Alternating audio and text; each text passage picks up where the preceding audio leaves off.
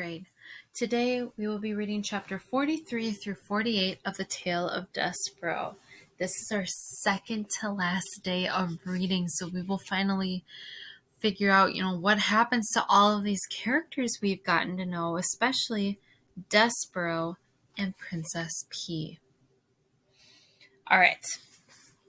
Chapter 43, What Cook Was Stirring. We're on page 222. That night, Despereaux rolled the thread from the threadmaster's lair, along innumerable hallways and down 3 flights of stairs. Reader, allow me to put this in perspective for you. Your average house mouse, or castle mouse, if you will, weighs somewhere in the neighborhood of 4 ounces. Despereaux, as you well know, was in no way average. In fact, he was so incredibly small that he weighed about half of what the average mouse weighs, 2 ounces. That is all. Think about it. He was nothing but 2 ounces of mouse, pushing a spool of thread that weighed almost as much as he did. Honestly, reader, what do you think the chances are of such a small mouse succeeding in his quest? Zip, zero, nada. Goose eggs. But you must, when you are calculating the odds of a mouse's success, factor in his love for the princess. Love, as we have already discussed, is a powerful, wonderful, ridiculous thing capable of moving mountains and spools of thread. Even with the love and purpose in his heart, Despereaux was very, very tired when he reached the door to the castle kitchen at midnight. His paws were shaking, and his muscles were jumping, and the place where his tail should be was throbbing. And he still had a very, very long way to go. Into the kitchen and down the many stairs of the dungeon, and then through some way, through the rat-filled darkness of the dungeon itself, not knowing where he was going. And, oh, reader, when he stopped to consider what lay ahead of him, Despereaux was filled with an icky feeling of despair. He leaned his head against the spool of thread, and he smelled celery there, and he thought of Hovis, and how Hovis seemed to believe in him in his quest. So the mouse raised his head and squared his shoulders and pushed the spool of thread forward again, into the kitchen, where he saw too late that there was a light burning. Despereaux froze. Cook was in the kitchen. She was bent over the stove. She was stirring something. Was it a sauce? No. Was it a stew? No. What Cook was stirring was soup. Soup, reader. In the king's own castle, against the king's law, right under the king's very nose, Cook was making soup. As the mouse looked on, Cook put her face into the steam rising from the pot and took a deep breath. She smiled a beatific smile, and the steam rose around her and caught the light of the candle and made a halo over her head. Despereaux knew how Cook felt about mice in her kitchen.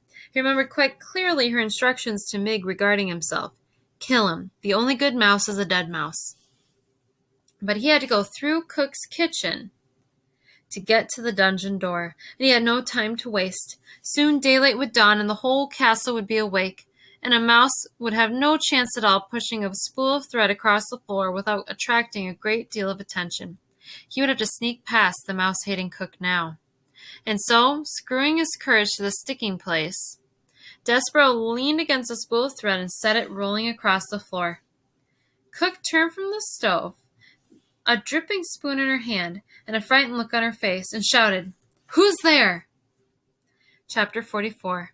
Whose ears are those? "Who's there?" shouted Cook again. Despereaux wisely said nothing. The kitchen was silent. "Humph," said Cook. "Nothing. It's nothing at all. Just my nervous Nelly ears playing tricks on me. You're an old fool," she said to herself as she turned back to the stove. "You're just an old fool, afraid of being caught making soup." Despereaux slumped against the spool of thread, and as he leaned there, his heart pounding, his paws shaking, a small, wonderful something occurred. A midnight breeze entered the kitchen and danced over to the stove and picked up the scent of the soup, and then swirled across the floor and delivered the smell right directly to the mouse's nose. Despereaux put his head up in the air. He sniffed. He sniffed some more. He had never in his life smelled anything so lovely, so inspiring. With each sniff he took, he felt himself growing stronger and braver. Cook leaned in close to the kettle and put the spoon in and took the spoon out and blew upon the spoon and then brought it to her lips and sipped and swallowed. She said. She took another sip. "Missing something," she said. "More salt, maybe." She put the spoon down and took up an enormous salt shaker and sprinkled salt into the kettle. And Despereaux, feeling emboldened by the smell of soup, again set to work pushing the spool of thread. "Quickly," he said to himself, rolling the spool across the floor. "Do it quickly. Do not think. Just push." Cook whirled the salt shaker in her hand and shouted, "Who goes there?" Despereaux stopped pushing. He had hid behind the spool of thread as Cook took the candle from the stove and held it up high. "Humph," she said. The candlelight came closer. "What's this?" The light came to rest directly on Despereaux's big ears sticking up from behind the spool of thread. "Oh," said Cook, "whose ears are those?"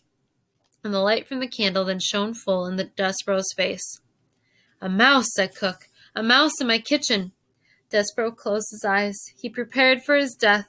He waited, reader, and waited, and then he heard the sound of laughter. He opened his eyes and looked at Cook. "Oh," said Cook. "Oh, for the first time in my life I am glad to see a mouse in my kitchen." "Why?" she asked. "Why am I glad?" "Oh, because a mouse is not a king's man here to punish me for making soup. That is why. Because a mouse is not a king's man here to take me to the dungeon for owning a spoon.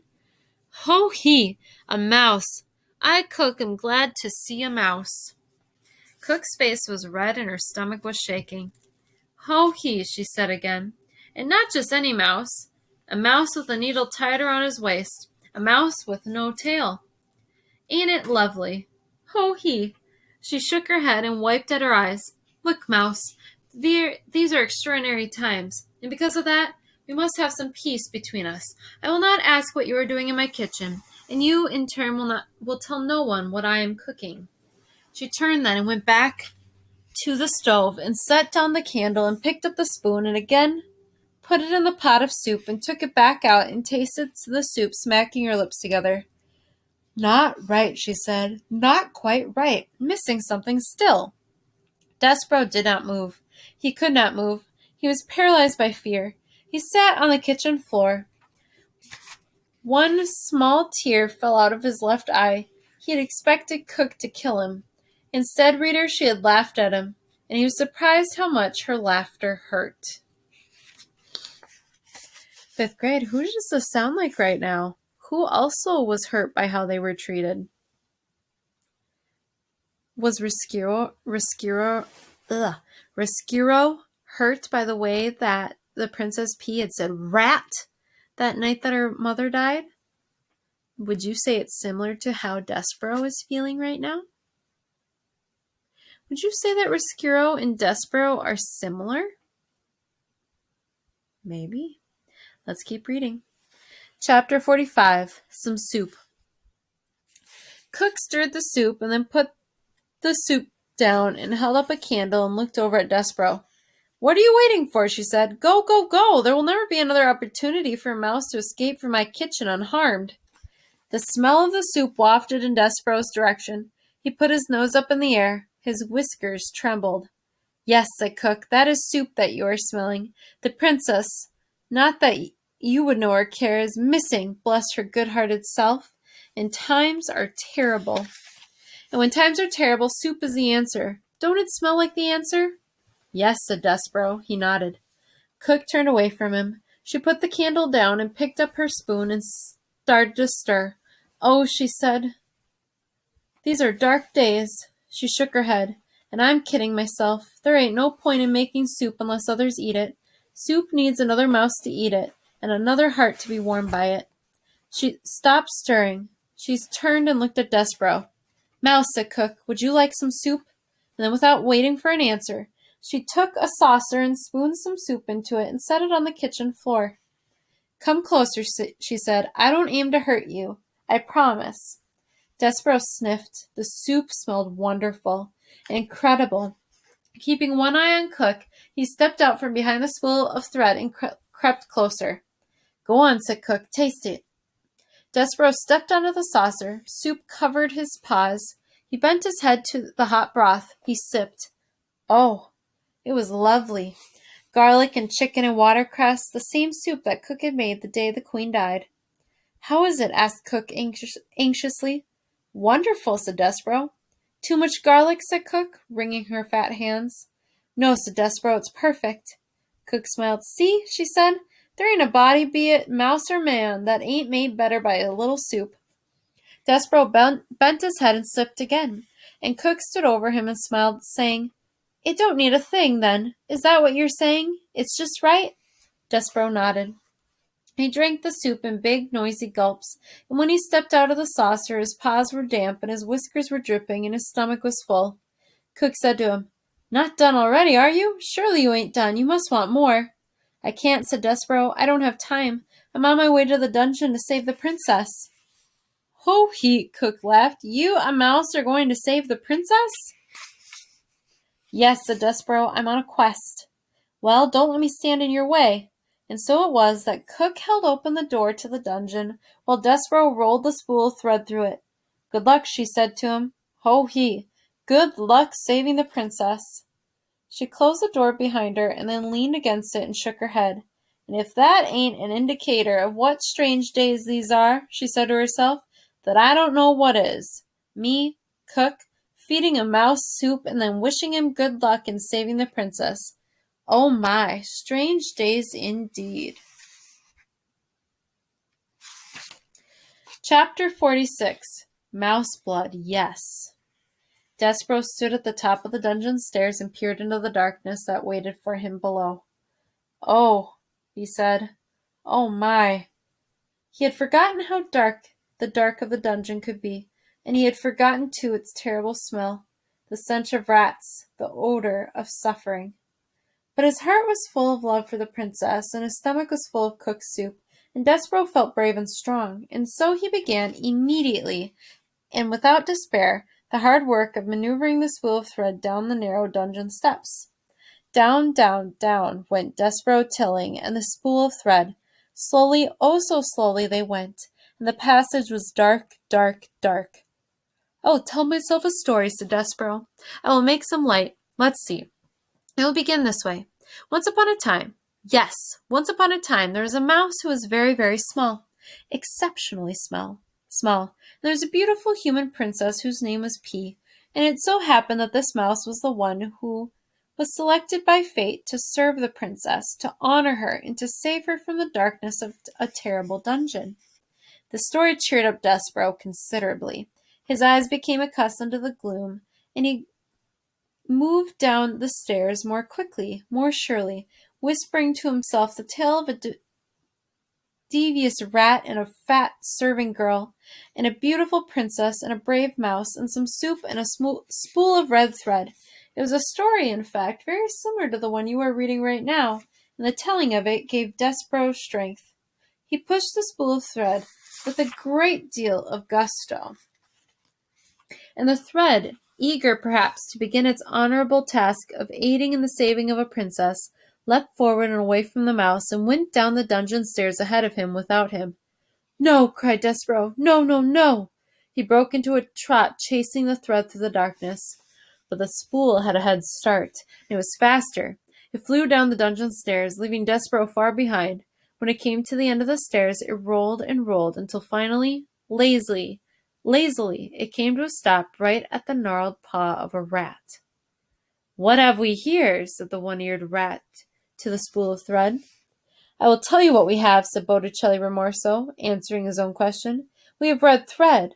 How delightful! Red thread means one thing to a rat. He put his nose up in the air. He sniffed. He sniffed again. I smell... Could it be? Yes, most definitely it is. Soup. How strange. He sniffed some more. And I smell tears. Human tears. Delightful. And I also detect the smell... He put his nose high into the air and took a big whiff. Of flour and oil. Oh my, what a cornucopia of scents. But below it all, what do I smell? The blood of a mouse? Unmistakably, mouse blood, yes. Ha ha ha, exactly, mouse. Botticelli looked down at the spool of thread and smiled. He gave it a gentle push with one paw. Red thread, yes, exactly. Just when you think that the life in the dungeon cannot get any better, a mouse arrives. What do you think is going to happen between Despereaux and Botticelli, 5th grade? Well, let's see. Chapter 47, No Choice. Despereaux stood trembling on the steps. The thread was most definitely gone. He could not hear it. He could not see it. He almost should have tied it to himself when he had the chance, but it was too late now. Despereaux's dire situation suddenly became quite clear to him.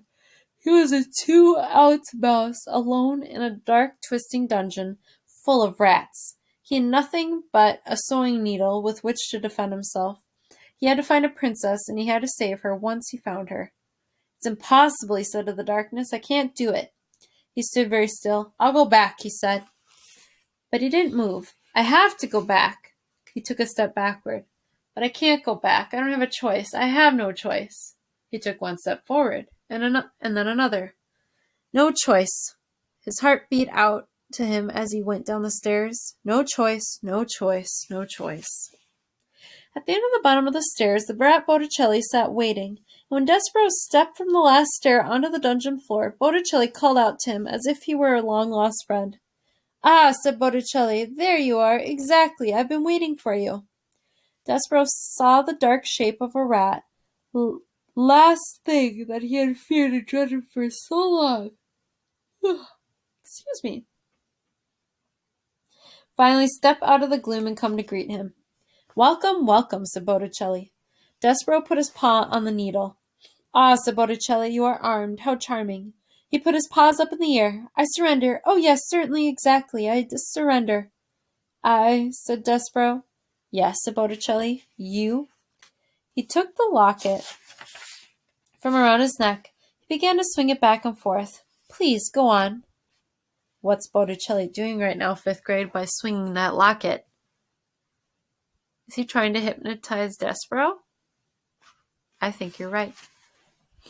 I don't want to hurt you, said Despereaux. I just need to get by you. I am on a quest.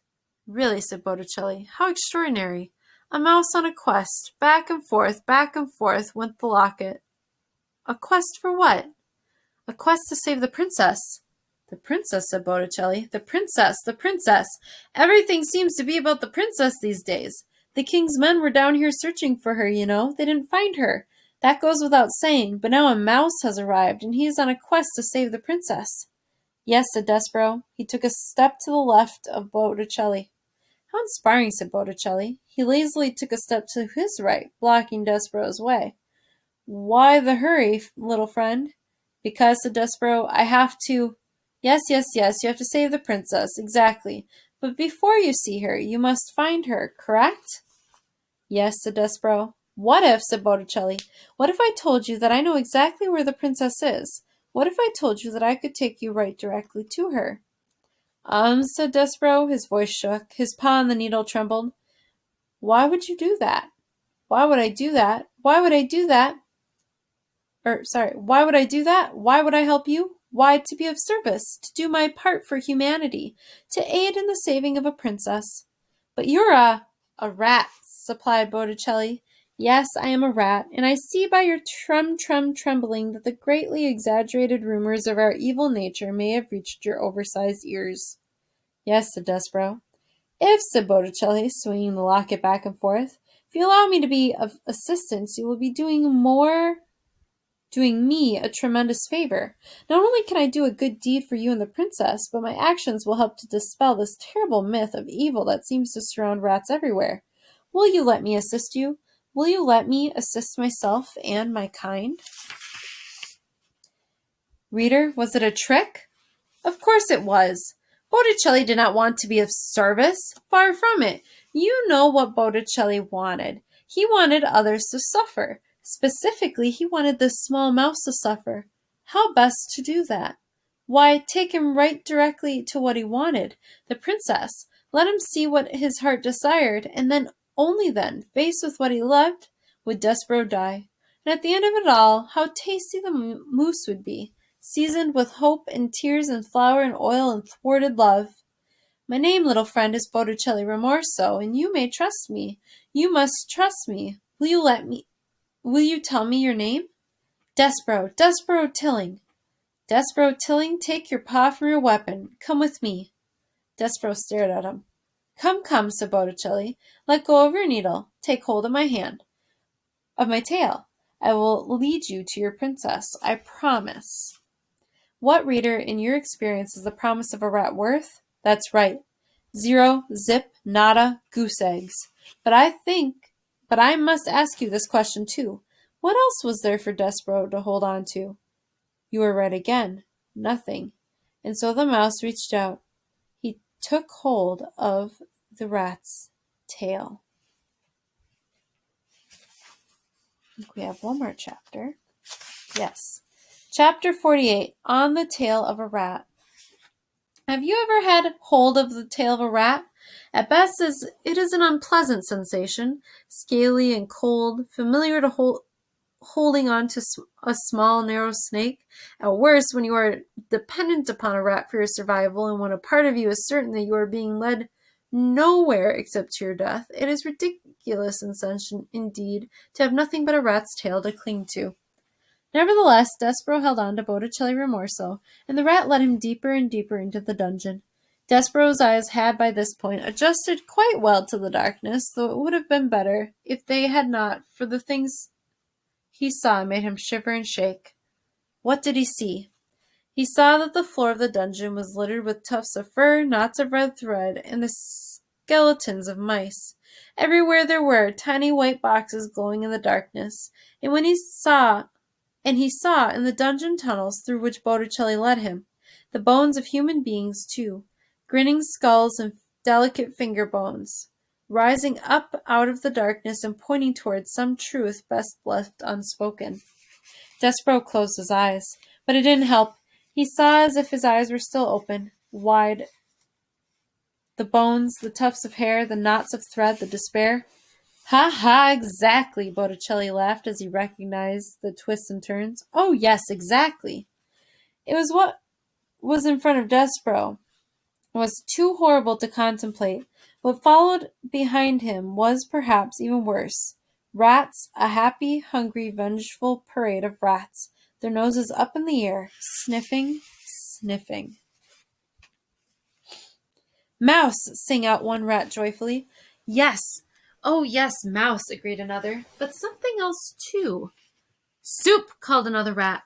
Yes, soup, the others agreed. Blood, sang a rat. Blood, they all agreed together. And then they sang, Here, mousy, mousy, mousy, here, little mousy. Botticelli called out to the rats. Mine, he said. This little treasure is all mine, gentlemen and ladies. Please, I beg you, do not infringe on my discovery. Mr. Rimorso, said Despereaux. He turned and looked behind him and saw the rats, their red eyes and their smiling mouths. He closed his eyes again. He kept them closed. Mr. Rimorso, he shouted. Yes, said Botticelli. Mr. Rimorso, said Despereaux, and he was crying now. He couldn't help it. Please, the princess.